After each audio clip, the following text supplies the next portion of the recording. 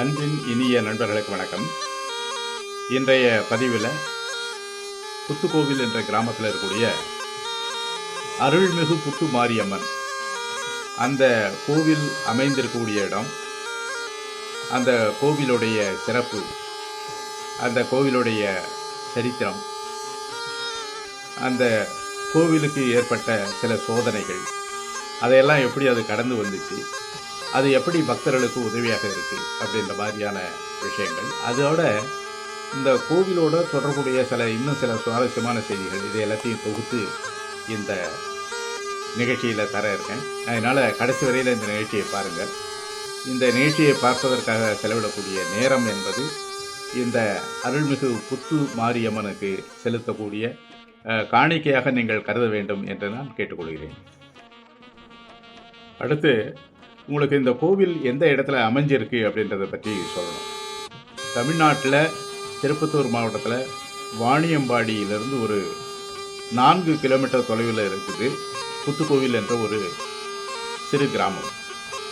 அந்த கிராமம் எங்கே இருக்குது அப்படின்னு கேட்டிங்கன்னா, சென்னையிலிருந்து பெங்களூர் செல்லக்கூடிய தேசிய நெடுஞ்சாலை 48 சாலை ஓரமாக இந்த புத்துக்கோயில் என்ற கிராமம் அமைந்திருக்கு. நான் ஏற்கனவே சொன்னேன், வாணியம்பாடியிலிருந்து ஒரு 4 கிலோமீட்டர் தொலைவில் இருக்கக்கூடிய ஒரு கிராமம் இது. இன்னொன்று, இது கோவில் என்று சொல்லும்போது மிகப்பெரிய கோவில் அப்படின்னு சொல்ல மாட்டேன். அதில் ஒரு புத்து இருக்குது. அந்த புத்துக்கு மேலே ஒரு சிறிய கட்டடம் இருக்குது. அதுக்கு பக்கத்தில் ஒரு அரச மரம் இருக்குது. அந்த அரச மரம் கிட்டத்தட்ட ஒரு 200-300 ஆண்டுகளுக்கு முன்னதாக இருக்கும் என்று சொல்லுகிறார்கள். இதுதான் அந்த கோவிலுடைய அமைப்பு. இன்னொன்று பார்த்திங்கன்னா, அந்த கோவில் தேசிய நெடுஞ்சாலையிலேயே இருக்குது. நெடுஞ்சாலை எல்லைக்குள்ளேயே இருக்குது. நெடுஞ்சாலைக்கு நடுவில் இருக்குன்னு சொல்லலாம். அந்த இந்த கோவிலுடைய பின்புறம் அந்த தேசிய நெடுஞ்சாலையினுடைய சர்வீஸ் ரோடு இருக்குது. அதே மாதிரி அந்த பக்கம் கோவிலுடைய எதிர்ப்புறமும் இன்னொரு சர்வீஸ் ரோடு இருக்குது. இந்த கோவில் நடுவில் இருக்குது. இந்த கோவிலுடைய கூரையாக இந்த தேசிய நெடுஞ்சாலை மேலே போகுது. ஆனால் இது மிகச்சிறிய கோயில். ஆனால் இதில் பார்த்தீங்கன்னா வரக்கூடிய பக்தர்கள், ஏராளமான பக்தர்கள் இதில் போகிறாங்க. இன்னொன்று வழக்கமாக பார்த்தீங்கன்னா மனிதர்களுக்கு தான் சோதனைகள் வரும். அந்த சோதனைகளுக்கு காரணமாக சில சமயத்தில் கடவுள்கள் இருப்பாங்க. கடவுள்கள் மனிதர்களை சோதிப்பார்கள் என்று சொல்லுவார்கள். அந்த மாதிரி இந்த கோவிலை பொறுத்தவரை இந்த புத்து மாரியம்மனுக்கு ஏகப்பட்ட சோதனைகள் வந்தது. அந்த சோதனைகளை பற்றியும் நான் இதில் சொல்ல இருக்கேன். அது என்னன்றதை சொல்கிறேன் நான். ஆனால் இந்த கோவில் பார்த்திங்கன்னா, இந்த மாதிரி ஒரு கோயில் அமையறதுக்கு முன்னாடியே வெறும் புத்தும் அந்த மரமும் மட்டும்தான் இருந்தது. அப்பயே ஏராளமான பக்தர்கள் இங்கே போவாங்க. அதில் முக்கியமாக இது தேசிய நெடுஞ்சாலைக்கு பக்கத்தில் இருக்கிறதுனால, ஒரு சாலையோர கோயிலாக இருந்ததுனால, அதுக்கு முன்னாடி யார் அதிகமாக வருவாங்கன்னு கேட்டிங்கன்னா, லாரி ஓட்டக்கூடிய ஓட்டுநர்கள். அவங்க லாரியை கொண்டு வரிசையில் நிறுத்திடுவாங்க. இந்த புத்துக்கோயிலில் ஏகப்பட்ட லாரிகள் நிற்கும். அவங்க இங்கே கற்பூரம் கொளுத்தி, தேங்காய் உடைச்சி, தீபம் காட்டி கும்பிட்டுட்டு போவாங்க. அவர்களுக்கு ஒரு நம்பிக்கை, இங்கே சாமி கும்பிட்டுட்டு போனால் எந்த விதமான விபத்தும் நேராது என்ற ஒரு நம்பிக்கை உண்டு. அதனால் என்னாச்சுன்னு கேட்டிங்கன்னா, இந்த புத்துக்கோயிலில் சாலை ஓரத்தில் நிறைய கடைகள் விழுந்தது. கடைகள்னால் பெரிய செல்வந்தர்களுடைய கடைகள்னு சொல்ல முடியாது. சாதாரணமான நடுத்தர வர்க்கத்தில் இருக்கக்கூடிய மக்கள் அமைச்ச டீ கடைகள், சின்ன சின்ன மளிகை கடைகள், இதர கடைகள், அப்புறம் அதே மாதிரி சின்ன சின்ன ஹோட்டல்கள், இதெல்லாம் அமைஞ்சது. இந்த லாரி டிரைவர்கள் நிறைய போகிறதுனால அவங்களுக்கு ஒரு நல்ல வகையில் இந்த கடைகள்லாம் வளர்ச்சி அடையவும் செய்தது. அதுக்கு முக்கியமாக காரணமாக இருந்தது இந்த புத்துக்கோயில். அதுக்கு பிற்பாடு பார்த்திங்கன்னா, சில சோதனைகள் வந்தது. அந்த சோதனைகளை இந்த கோவில் எப்படி சமாளித்தது அப்படின்றத பற்றி இனிமேல் பார்க்கலாம். அதனால் இதுக்கு 2010 இந்த சாலை, அதாவது சென்னையிலிருந்து பெங்களூர் செல்லக்கூடிய இந்த சாலை தேசிய நெடுஞ்சாலையாக 48 விஸ்தரித்தாங்க. அதை விஸ்தரிக்கும் போது, அந்த சாலையை அகலப்படுத்தும் போது இந்த கோவிலை எடுக்க வேண்டிய ஒரு சூழல் ஏற்பட்டது. அதனால் அரசாங்கமே முடிவு பண்ணி இந்த கோயிலை இந்த சாலையிலிருந்து எடுத்துறது, வேறு இடத்துல வைக்கலாம் அப்படின்ற மாதிரி முடிவு பண்ணாங்க. ஆனால் இங்கே இருக்கக்கூடிய பொதுமக்கள் எல்லாருமே சேர்ந்து இந்த கோயில் வந்து ரொம்ப வருஷமாக இருக்குது, ஆயிரக்கணக்கான ஆண்டுகளாக இருக்குது, அதனால் இந்த கோயிலை எடுக்காதீங்க அப்படின்ற மாதிரி நிறைய கோரிக்கைகள் வச்சாங்க. ஆனால் கூட அரசில் வந்து என்ன பண்ணாங்கன்னு கேட்டிங்கன்னா, இந்த கோயிலை எடுத்து தீர்வது என்று முடிவு செய்தார்கள். அப்போ இதில் முதலாக ஒரு அதிகாரி வந்தார். அவர் ஆந்திர பிரதேசத்துலேருந்து வந்ததாக சொல்கிறாங்க. அந்த அதிகாரி வந்து இந்த கோயிலை எடுத்து தான் தீரணும் அப்படின்னு சொல்லிட்டு முடிவு பண்ணிவிட்டு இங்கே இருக்கக்கூடிய மக்களோட உட்காந்து பேசினார். பேசிட்டு ஒரு சரியான முடிவுக்கு வர முடியல. ஆனால் அந்த அதிகாரி கடைசியில் போகும்போது எந்த தேதியில் இந்த கோயிலை இடித்து இங்கேருந்து அப்புறப்படுத்தலாம் அப்படின்றத முடிவு பண்ணி அந்த தேதியும் சொல்லிட்டு போயிட்டார். ஆனால் அவர் சொல்லிட்டு போனதோடு சரி, அது பிறகு இங்கே வரவே இல்லை அப்படின்னு இங்கே இருக்கக்கூடிய மக்கள்கள் சொல்கிறாங்க. அது ஒன்று. ரெண்டாவது, அதுக்கு பிறகு பார்த்திங்கன்னா இந்த அரசு வந்து இந்த வேலையை வந்து ஒப்படைச்சிருந்தாங்க. இந்த கோயிலை அப்புறப்படுத்தக்கூடிய வேலையை ஒரு ஜேசிபி ஓனர்கிட்ட கொடுத்துருந்தாங்க.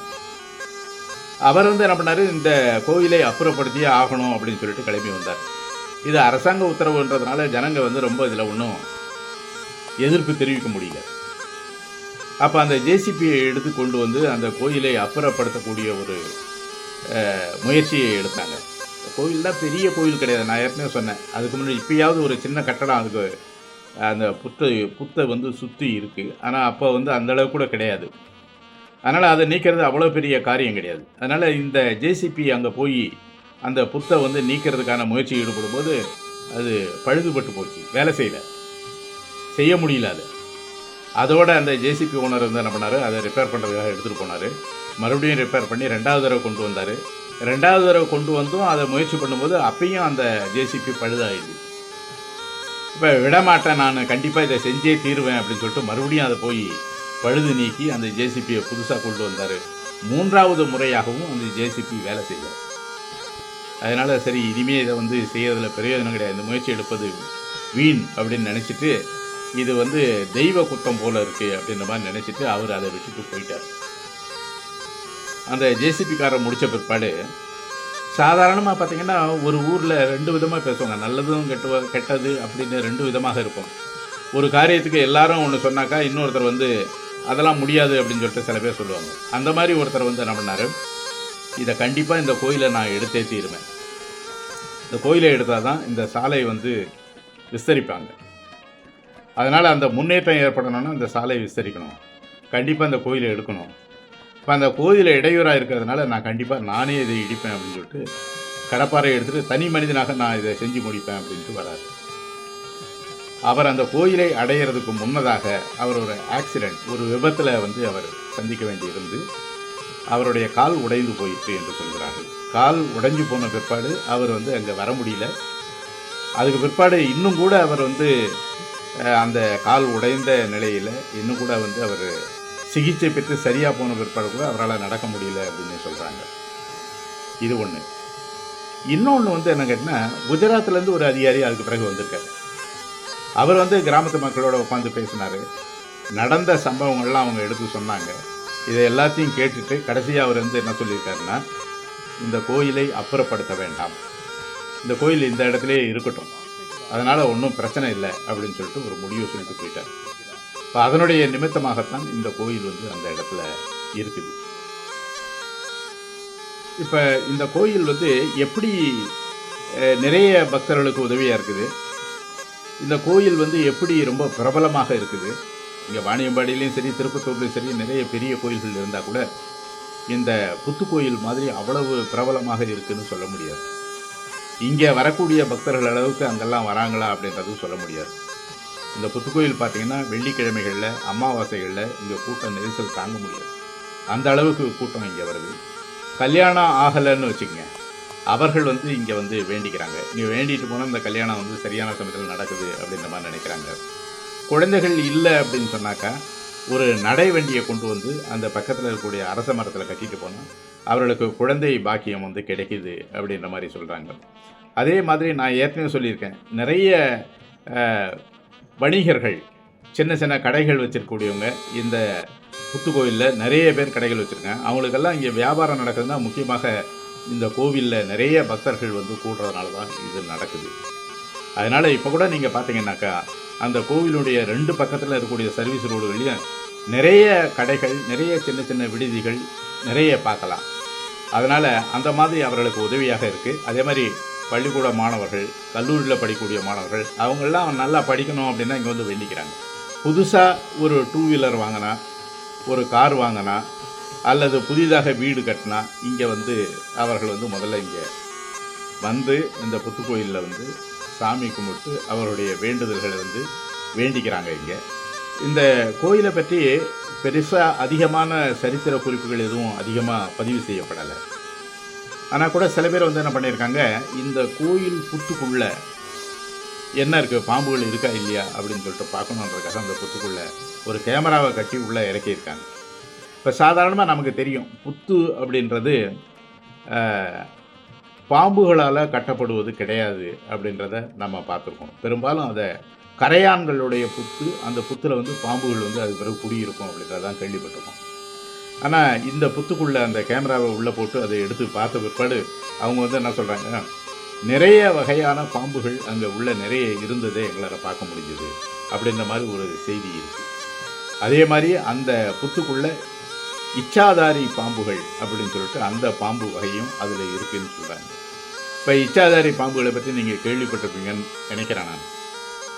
அந்த பாம்புகள் பார்த்திங்கனாக்கா எந்த நேரத்தில் வேணாலும் எங்கே வேணாலும் வந்து எந்த உருவத்துலேயும் அதனால் வர முடியும் அப்படின்ற மாதிரி சொல்கிறாங்க.